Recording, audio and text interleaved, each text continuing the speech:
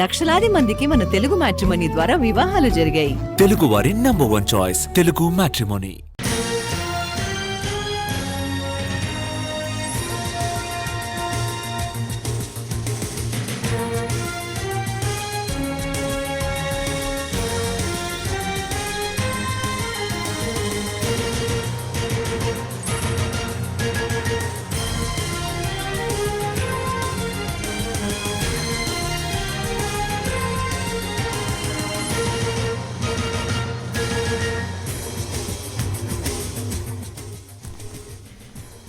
కృష్ణా జలాల్లో తెలంగాణకు న్యాయం జరిగేలా రావాల్సిన వాటా సాధించేందుకు చేస్తున్న ప్రయత్నాలను మరింత ముమ్మరం చేయాలని తెలంగాణ సీఎం రేవంత్ రెడ్డి అధికారులను ఆదేశించారు.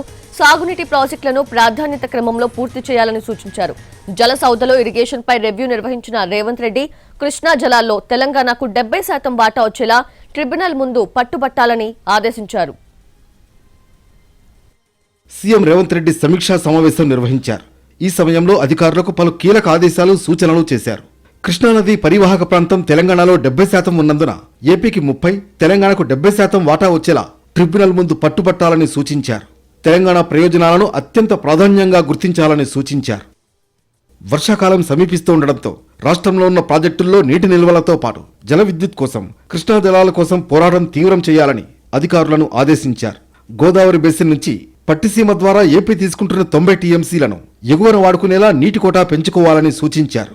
కృష్ణాపై నిర్మాణంలో ఉన్న అన్ని ప్రాజెక్టులకు కేటాయించిన నిర్ణీత నీటి వాటాల విషయంలో ప్రభుత్వ వాదనలు సమర్థంగా ఉండాలని అధికారులకు ఆదేశాలిచ్చారు.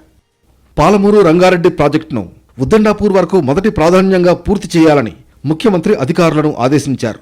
కోయిల్ సాగర్ లిఫ్ట్ ప్రాజెక్టును కూడా వచ్చే ఏడాది జూన్లోగా పూర్తి చేయాలని చెప్పారు. రాజీవ్ భీమా లిఫ్ట్ ప్రాజెక్టులను ఈ ఏడాది డిసెంబర్లోపు పూర్తి చేయాలని నిర్ణయించారు సీఎం రేవంత్ రెడ్డి.